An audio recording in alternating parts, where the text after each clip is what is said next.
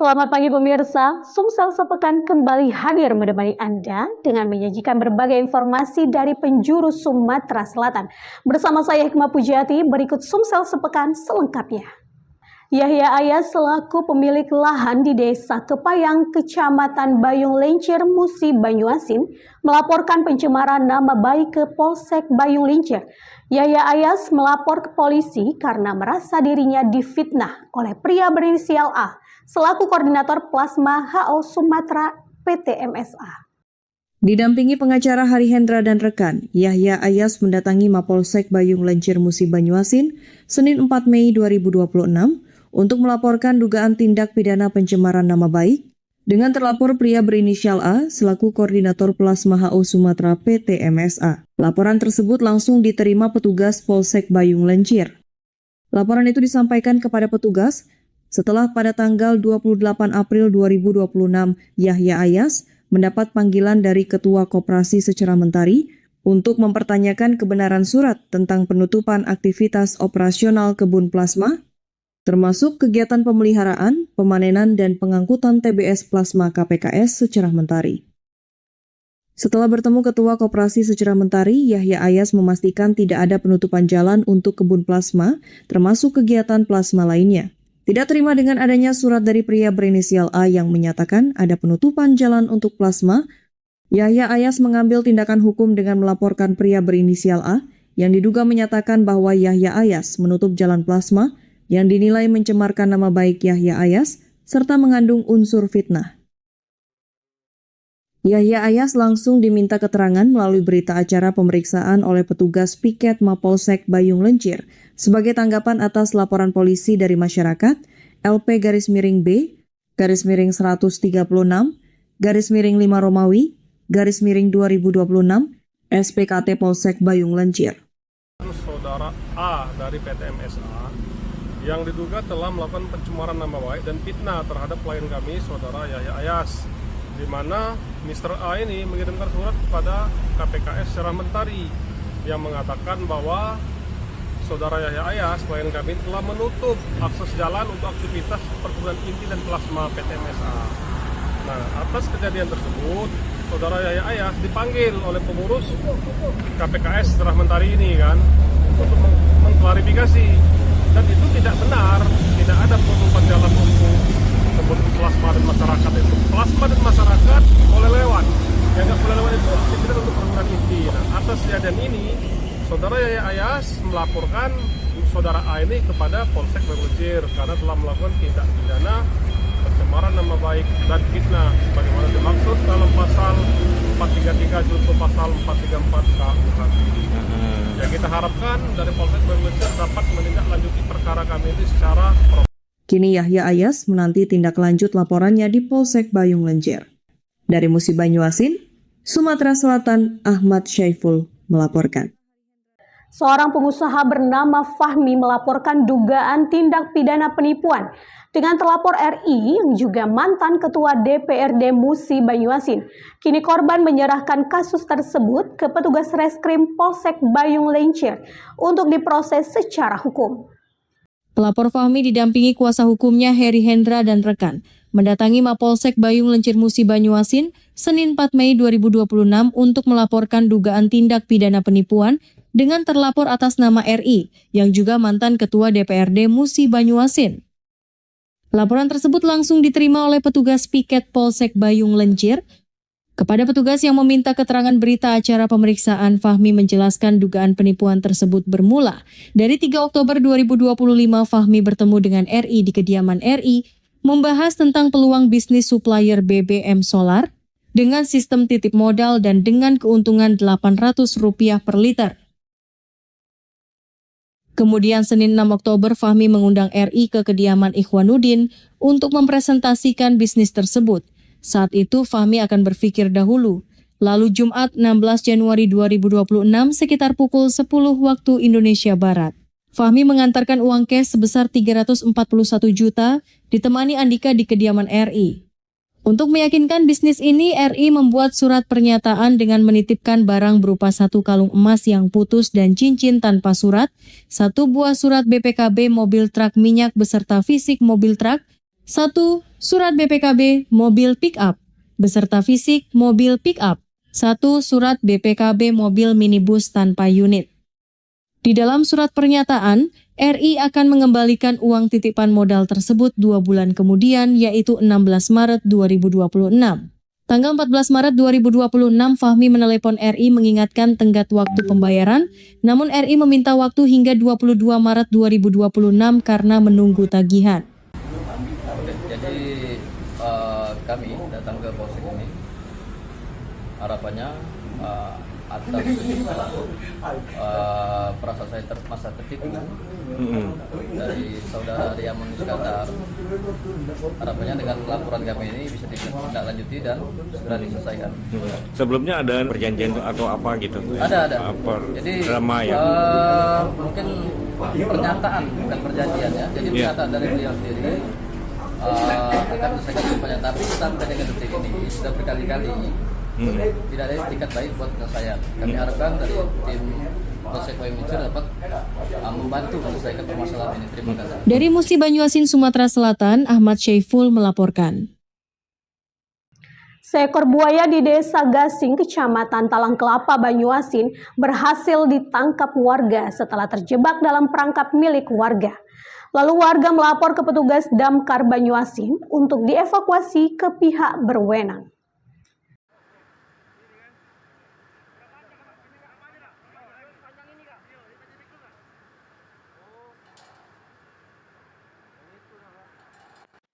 Sejumlah petugas Damkar Pos Talang Keramat Banyuasin berjibaku mengikat mulut dan kaki buaya di Desa Gasing, Kecamatan Talang Kelapa, Banyuasin, Senin 4 Mei.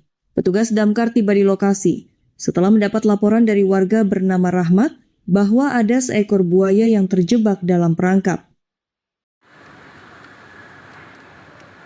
Lalu Damkar Pos Talang Keramat Regu C langsung meluncur ke lokasi Desa Gasing. Berkat kesigapan petugas, buaya berukuran 1 meter lebih ini berhasil diikat dan diamankan. Selanjutnya, seekor buaya ini akan diserahkan ke lembaga berwenang. Warga yang tinggal di sekitar parit tempat buaya ditemukan dihimbau waspada karena dikhawatirkan ada buaya lain di lokasi tersebut.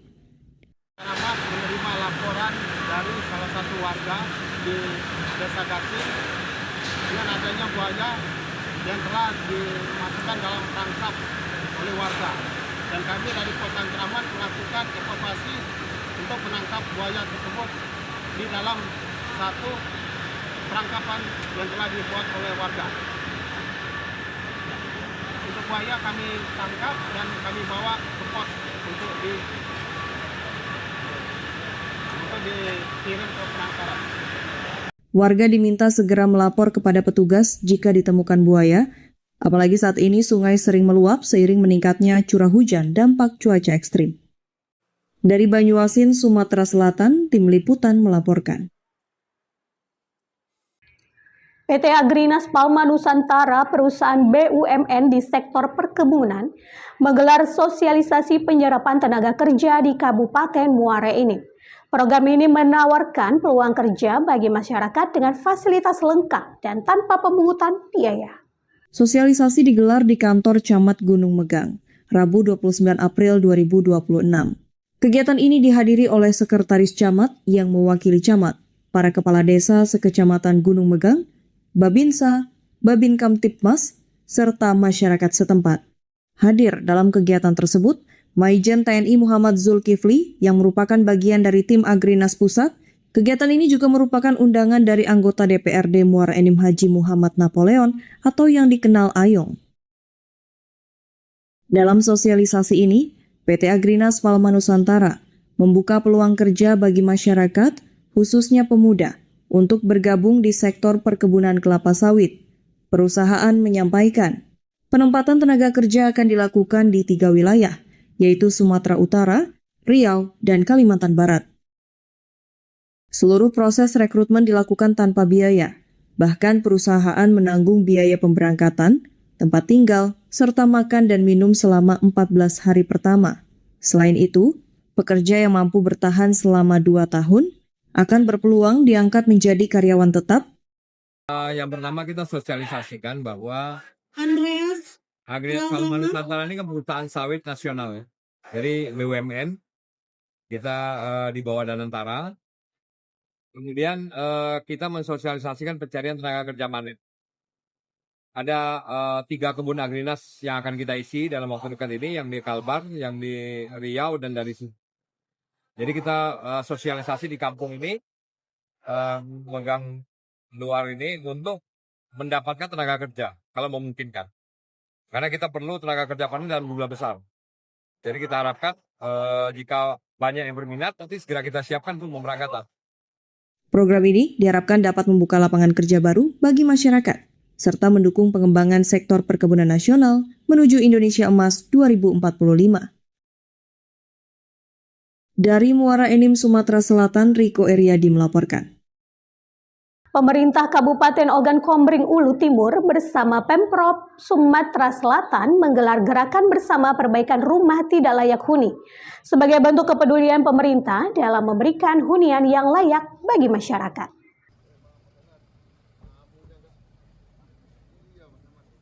Bertempat di Desa Peracak, Kecamatan Bunga Mayang, Kabupaten Ogan Komering Ulu Timur, Bupati Oku Timur Insinyur Haji Lanosin didampingi Kepala Dinas Perkim Oku Timur Haji Danan Rahmat, serta Kepala Dinas Kominfo Oku Timur Haja Sri Hartati, melaksanakan gelaran gerakan bersama perbaikan rumah tidak layak huni, atau yang disingkat Gebrak Rutilahu bersama pemerintah Provinsi Sumatera Selatan, yang dihadiri langsung oleh Gubernur Sumsel Haji Herman Deru melalui Zoom Meeting.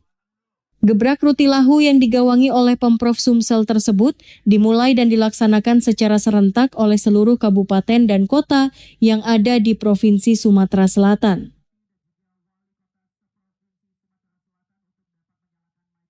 Di 265 rumah untuk di tahap 1 gubernur, itu 20 rumah per tahunnya. Bupati Oku Timur Insinyur Haji Lanosin MT menyampaikan, program tersebut merupakan wujud nyata dari kepedulian pemerintah dalam upaya memberikan hunian yang layak bagi masyarakat, serta merupakan bagian dari dukungan terhadap target pembangunan nasional 3 juta rumah. Dengan bedah rumah ini semoga bermakna, artinya dengan bergotong royong, keluarga yang mendapatkan program bedah rumah ini menjadi keluarga yang benar-benar bahagia. Artinya rumah tersebut bisa mendatangkan kedamaian untuk keluarga. Dan dalam hal ini yang paling utama dan terutama kita harus berterima kasih dan mungkin ditempatkan yang paling spesial untuk masyarakat yang sepertinya wajib untuk bergotong royong membantu agar supaya bedah rumah ini bisa berjalan dengan baik. Oke ya. Targetnya sendiri Pak Bupati? Ini soal target. Jadi kalau berbicara soal target, dari 2021, 11.600 Pak Danan ya. 11.600 sampai dengan saat ini masih 4.000 yang harus dibedah. Artinya kita harus berkoordinasi dengan pemerintah pusat, dengan provinsi. Pemkab Oku Timur direncanakan akan memperbaiki 1.000 rumah tidak layak huni di tahun 2026 dengan sumber dana dari pemerintah pusat. Dari Kabupaten Ogan Komering Ulu Timur, Sumatera Selatan, Elvandri Jeffriyadi melaporkan. Pemirsa, 175 calon jemaah haji asal Kabupaten Banyuasin, Sumatera Selatan yang tergabung dalam kloter 10 bersama jemaah Palembang dan Ogan Ilir diberangkatkan ke Tanah Suci. Wakil Bupati Banyuasin Neta Indian memberikan arahan kepada para calon jemaah haji asal Banyuasin di Masjid Al-Amir Banyuasin sebelum diberangkatkan menuju asrama haji Palembang. Banyuasin sendiri memberangkatkan sebanyak 175 calon jemaah terdiri dari 100 orang calon jemaah perempuan dan 75 orang calon jemaah laki-laki. Wakil Bupati juga berharap dan mendoakan para calon jemaah agar selalu dalam keadaan sehat dan dapat menyelesaikan ibadah dengan baik agar menjadi haji yang mabrur. Setelah mendapat wejangan dari Wakil Bupati Banyuasin, para calon jemaah langsung diberangkatkan menuju asrama haji Palembang untuk persiapan berangkat menuju Tanah Suci diantarkan oleh pihak keluarga masing-masing. Jadi kita tergabung dengan Banyuasin, Palembang juga Ogan Ilir nanti. Yang insya Allah keberangkatannya pada hari Kamis, ini nanti disambut di asrama haji Palembang jam 7 malam. Kita melepas 575 calon jamaah haji Kabupaten Banyuasin, yang mana 100 jumlah dari perempuan dan 70 dari jumlah laki-laki. Kita doakan semoganya agar sehat, selamat, dan pulang kembali ke tanah air, ke Kabupaten Banyuasin dalam keadaan selamat, menjadi haji dan hajah yang mabrur dan mabrur. Dari Banyuasin, Sumatera Selatan, Ahmad Syaiful melaporkan. Hingga saat ini warga Tanjung Lago, Kabupaten Banyuasin masih menantikan ganti rugi lahan Jalan Tanjung Api-Api dari pemerintah Provinsi Sumatera Selatan.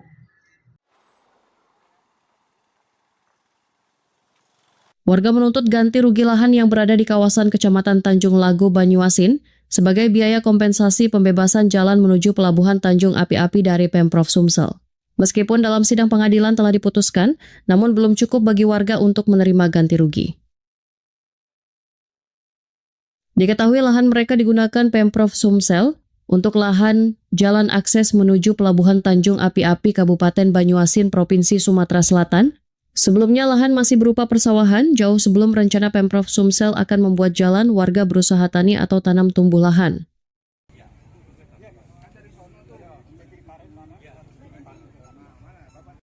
Putusan ingkrah Pengadilan Banyuasin sebelumnya belum juga memberikan kepastian hukum bagi warga, walaupun secara administrasi perintah pembayaran sudah dikeluarkan oleh Tim 9 yang dibentuk pihak pemerintah Kabupaten Banyuasin dan pemerintah Provinsi Sumsel.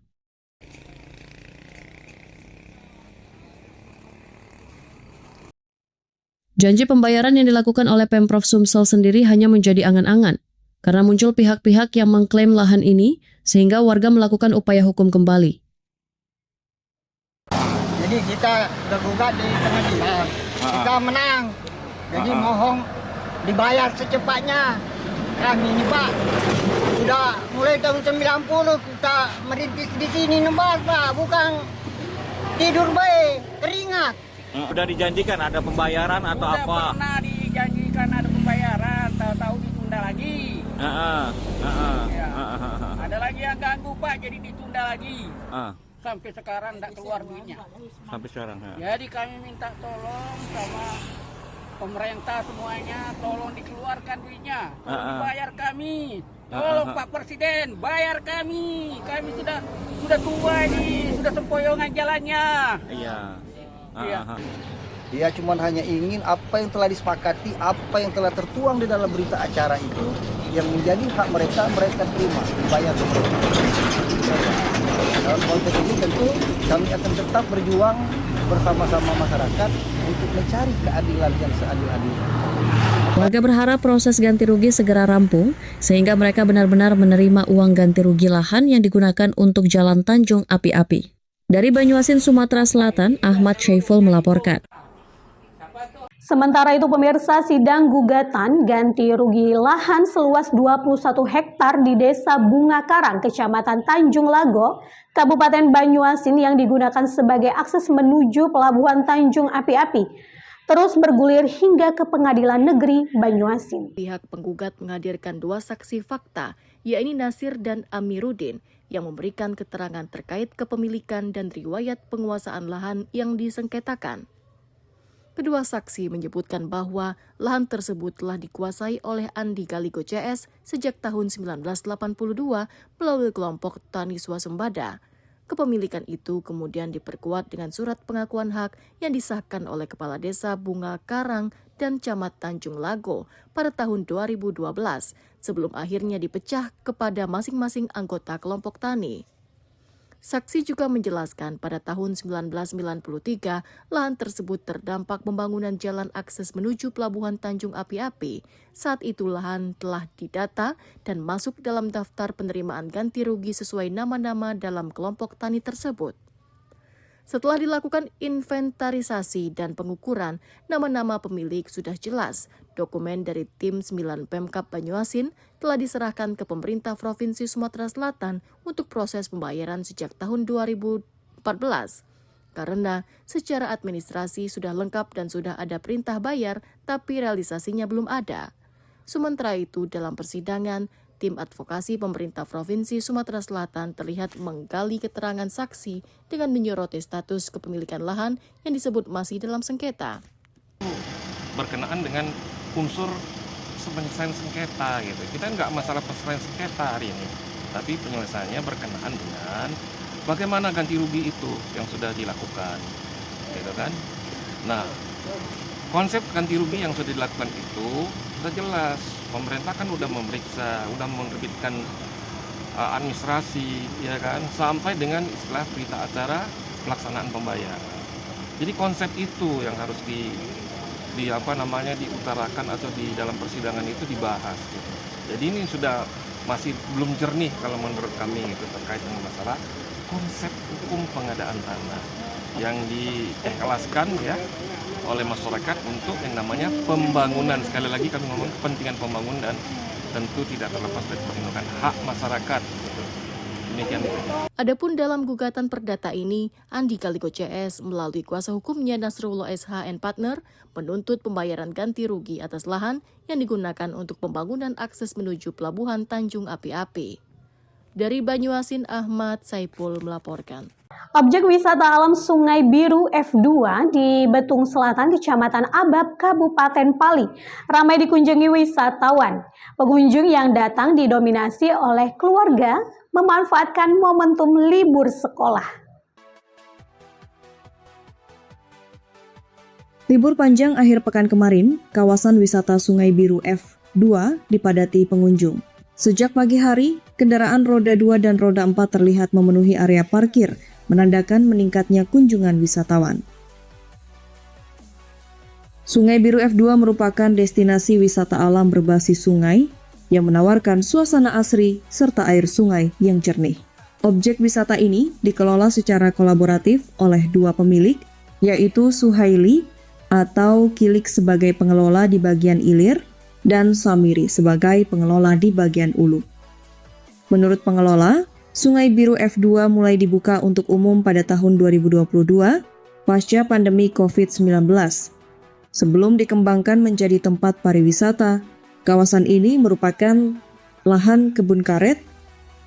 Selama berwisata, pengunjung tidak hanya menikmati keindahan alam, namun juga bersantai di pondok, serta menikmati jajanan dan makanan khas daerah Pali yang dijual oleh pedagang di sekitar lokasi wisata. Untuk menunjang kenyamanan pengunjung, pengelola juga menyediakan sejumlah fasilitas, salah satunya musola bagi pengunjung yang ingin melaksanakan ibadah. Pertama kalinya kita buka kebun ini, buka usaha kebun karet kan. Buka kebun karet, setelah kita buka tempat mandi ini. Tempat mandi pribadi, bukan umum kan dulu nih. Setelah banyak yang pengunjung dari desa-desa ini, setelah kita buat pemandian. Itulah asalnya kan. Waktu zaman pemberantas banjir. Dari tahun ini 2022 mulai penggarapan. Nah, yang terjadi baru 4 tahun, jalan 5 tahun tempat pemandian ini. Pesan di sini lumayan lah, anak-anaknya terhibur, jajannya murah, airnya jernih, keamanan bisa dijamin. Pengelola berharap meningkatnya kunjungan wisatawan sehingga berdampak positif bagi perekonomian masyarakat sekitar, sekaligus menjadikan Sungai Biru F2 sebagai salah satu destinasi wisata unggulan di Kabupaten Pali, Sumatera Selatan. Dari Kabupaten Pali, Sumatera Selatan, Riko Eriadi melaporkan. Kabupaten Banyuasin sukses menjadi tuan rumah Open Turnamen Sepak Bola. Diikuti sebanyak 16 tim klub kesebelasan antar kabupaten se-Sumatera Selatan. Diselenggarakan di Desa Pondowo Harjo, Sungai Semut, Kecamatan Makarti Jaya. Kabupaten Banyuasin menjadi tuan rumah Open Turnamen Sepak Bola, diikuti 16 tim klub kesebelasan antar kabupaten di Sumatera Selatan. Turnamen ini diselenggarakan di lapangan sepak bola Desa Pondowo Harjo, Sungai Semut, Kecamatan Makarti Jaya, Kabupaten Banyuasin, Sumatera Selatan. Ada Lukaku, nomor punggung 12. Itulah dia 11 pemain yang akan diturunkan langsung di babak yang pertama. Open Turnamen Semoga Jaya Cup 2026 diikuti tim dari berbagai klub sepak bola di Sumatera Selatan. Bagi juara pertama, panitia menyiapkan hadiah berupa 1 unit ekskavator dan total hadiah uang tunai Rp150 juta. Turnamen ini diselenggarakan agar penggiat olahraga seperti sepak bola terus berkembang pesat di kalangan anak-anak muda pada saat ini. Pertandingan ini dipromotori oleh kedua saudagar Bugis, yakni Bapak M. Sabri dan Haji Hamzah. Pertandingan berlangsung pada tanggal 8 hingga tanggal 26 April 2026. Syukur alhamdulillah, turnamen ekskavator Semoga Jaya Cup, apa yang kita harapkan terwujud, sukses, aman, dan damai. Terima kasih kepada partner kami, yaitu Bapak Haji Hamzah, selaku partner kami yang ikut mensukseskan turnamen ekskavator Semoga Jaya Cup yang berada di Desa Pendoharjo, Sungai Semut, Makartijaya, Kabupaten Banyuasin. Dan juga terima kasih kepada seluruh jajaran panitia yang ikut serta mensukseskan turnamen ekskavator Semoga Jaya Cup. Dan juga kami berterima kasih juga kepada seluruh tim yang ikut berpartisipasi dan pada sore hari ini kita semua berkumpul di sini menyaksikan pertandingan final sepak bola ekskavator dan Semoga Jaya, di mana disaksikan oleh masyarakat yang banyak pada hari ini, dan kita berdoa mudah-mudahan di tahun-tahun berikutnya ini akan tetap berlangsung pertandingan seperti ini. Tidak lain gunanya adalah untuk mencari bibit-bibit pemain yang ada di Kabupaten Banyuasin. Pertandingan yang berlangsung selama 3 pekan ini berlangsung sangat meriah. Setiap hari ribuan penonton memadati sisi lapangan pertandingan untuk menyaksikan aksi pemain di lapangan hijau. Dari Banyuasin, tim liputan ANTV Sumsel melaporkan. Pemirsa, informasi tadi sekaligus mengakhiri Sumsel Sepekan hari ini. Saya Hikmah Pujati dan kru yang bertugas mengucapkan terima kasih dan sampai jumpa.